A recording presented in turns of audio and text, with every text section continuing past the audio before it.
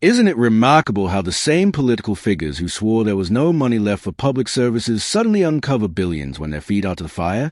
Rachel Reeves, the Chancellor who until now clung to fiscal caution like a life raft, has managed to summon hundreds of millions, potentially more than $1 billion, to prop up British Steel's Scunthorpe blast furnaces.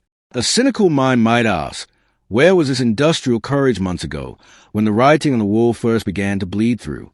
Let's dispense with pleasantries. This is not economic foresight. It's political salvage.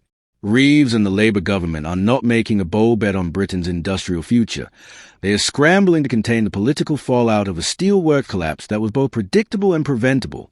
And the public, once again, is footing the bill for a crisis birth in a boardroom, ignored in Westminster, and now dumped at the taxpayer's doorstep. What's most staggering is the goal. Labour MPs now cheer this last-minute intervention as though it were a masterstroke of governance. It's not. It's a fire drill performed after the House is already filled with smoke. Jingye, British Steel's Chinese owners, may have failed to negotiate in good faith, but Westminster failed to govern in good time.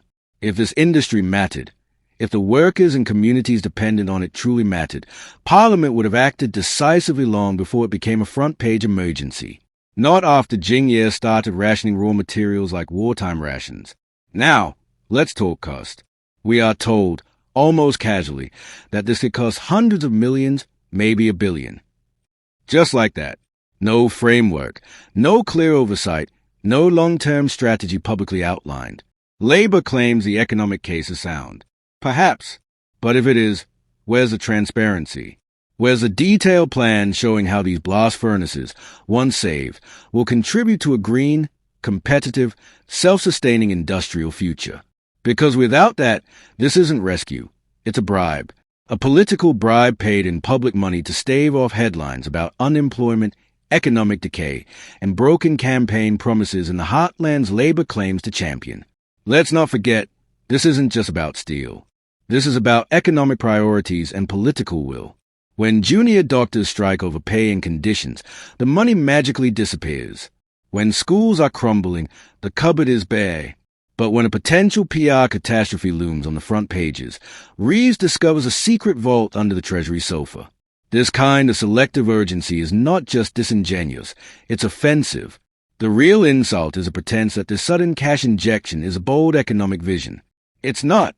A bold vision would have addressed Britain's failing industrial policy a decade ago. It would have recognized steel as a strategic asset, not a burden to be passed from one foreign buyer to the next.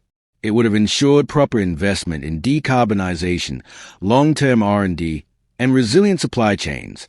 Instead, we've been treated to year after year of dithering, from both Conservatives and Labour, leaving Britain's industrial backbone brittle and exposed. And let's not allow the Tories to skate past their share of the blame. The Conservative government under Kemi Badenoch presided over years of managed decline, cheering free markets while watching critical industries rot under foreign ownership. The very idea that the Conservatives can accuse Labour of incompetence, when it was their own neglect that fertilized this crisis, is laughable. This is a bipartisan failure, decades in the making. And yet, here we are, squabbling over who let the roof cave in first instead of asking why no one fixed it to begin with. British taxpayers are now being asked to bankroll a mess created by corporate irresponsibility and political cowardice.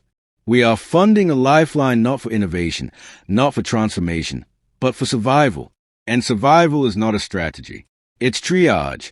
If Reeves wants to be taken seriously as a chancellor with economic backbone, she must go far beyond saving face. This crisis demands a wholesale rethink of how Britain approaches industry. That means treating steel not as an inconvenience, but as a cornerstone of national resilience. That means putting in place binding conditions on public investment, ownership transparency, environmental accountability, and a clear roadmap to productivity. It means no more blank checks for multinational companies who treat British infrastructure as a liability and British workers as expendable. Most of all, it means political honesty. Tell the public the truth. If we want to remain an industrial power, it will cost money, and it will require hard choices. But the worst choice, the one we made too often, is to do nothing until doing something becomes the only option left. So no, this is not a triumph.